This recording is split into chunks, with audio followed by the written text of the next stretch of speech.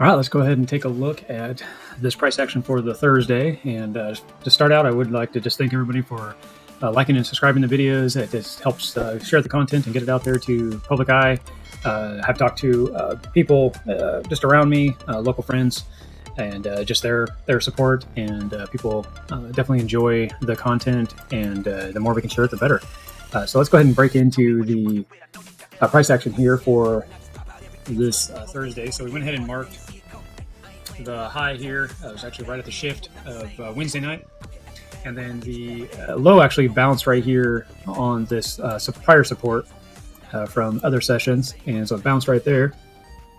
And then ours started to mark out a little bit of the current support for the high for the day, and then these lines down here is just bouncing in this area. So it's pretty fun when you start seeing it support these areas. You do have the 200 moving average right here as well, but as you can see, we came through the morning and it started to lightly sell off, and then we hit that level of support from the evening as well into the early mornings there, and we bounced up.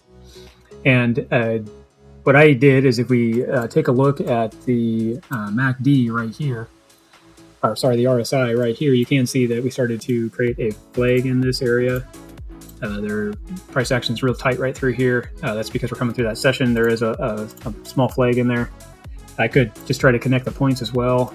Normally like to see a little bit more spread apart, but this is where that kind of happens on the price action. Now, what I'm doing is looking to see how far it's going to run up. So I'm taking the 200 or the moving average, slow moving average here, and going out to the fast moving average, and just kind of creating a target for this to move up in, and expect it to kind of roll over. You can see that it did push up and started to bounce right through here in this area. So if we were going to take a trade and it started to, depending on how you were taking this position, if you were looking at getting in off of this bounce right here, that would be possible right here, be a rejection type point. I wouldn't really suggest to get too much into this, just the stuff to watch. I'm just kind of pointing it out. We did see the bear flag actually kick in here, and this actually correlates with our stochages, and that's what we really want to see. So there's the continuation of the slower moving average, and then you have the downwards pattern. And then I would expect this, basically this point here from the breakout up to the high there. Go ahead and make that the extension down. Again, you can go ahead and see that it came right to that target on this flag here from the RSI as it broke out. And we can see this go ahead and pull down. Also, the stochages broke down. So right here, I marked these stochages. I did get the MACD. Look, it was rolling over, getting ready to cross. You did get the cross at the same time on the RSI. So if you looked at these as check marks, you got a check here. This is coming down, so it's going to give us a check. So here we have a bear flag being created here. That's a check mark. And we're also starting to break back into that 21. The support here, we'd be looking for it to take this area out at this point and roll over. So let's go ahead and go down into the 1 minute and take a look at price action. And you can see right here, it's giving us the indicators right here. And normally I like to see the MACD to the right of this, and also the class to the right of this. But that's also checking a lot of boxes off. So this may not give me the check marks, or this give me the check mark. This did give us the check mark right here.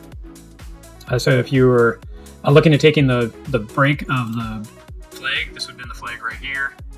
Go ahead and draw it out here for you. This is the break. And we expect this to go ahead and start breaking down. If we're looking for a target in this area, we could use the 1 minute as a potential target. Basically, I'm taking this area roughly up here down to where it broke out. For a better signal would be down here, taking it off of this last run up. To kind of give us an idea, there's your pole. So this would be the target roughly that I'd be looking at taking this trade off if I was going to take it. If you took it up here, you could take the break here, or you could take the back test here. And the reason why I say take the back test here is because you wait for it to cross. The 21 crosses the 200. That's where you're getting this signal. And then, of course, it runs. And then when it backs up, that's when you'd want to get in the trade. So it depends on how you want to take this opportunity. You could take this as a stop here. There would be your entry on the pullback. And then, of course, take it to the pole. The other option is if you were looking at getting in the break, is this was testing the 21. You could look at getting into this area, mainly because I would be looking at the 15. This is more where I'd look at entering. The reason why is because of the 15 minute. We were looking at the RSI, the MACD, and the stochages were all showing a drop in the price action. And then the 1 minute also already give us this color changer, and you see the bear flag, and go ahead and trade it out.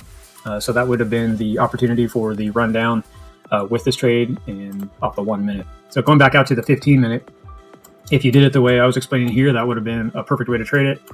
So you could have taken a target to back to the 200. You do have these lines here. These are all support. So all these areas of support. So you could have said, hey, I'm going to go ahead and take the first level of support. It breaks, and I can see it bouncing here for support from previous support. If you were looking at last price action, you could say that it's going to come and take this liquidity area now that it lost the last night's low. So we're going to go down and take out this liquidity area right here, which you can see that it did do. These lines do show that it did drop out and take that.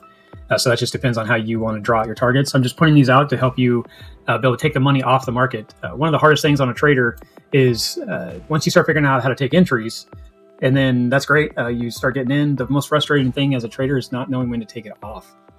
So it starts to back up against them and then runs up, and it ends up coming back and taking them back out, or even going back up and hitting a stop after, like it does this, and say that returns and takes that out. That's frustrating, mainly because you're waiting for this to break down and short out on you. So we do need to look for targets, and there's multi areas of targets that we were just talking about with the support lines, support and resistance lines that we have created from prior highs and lows.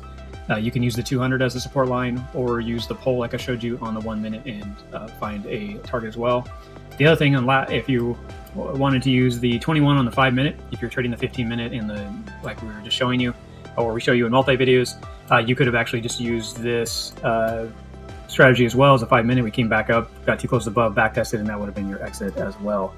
So you can see that pretty much it came to pull, hit the targets that we were talking about, took out liquidity. Any of those areas definitely was making a profitable trade.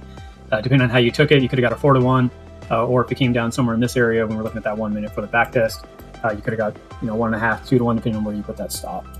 So that would have been the opportunity for today.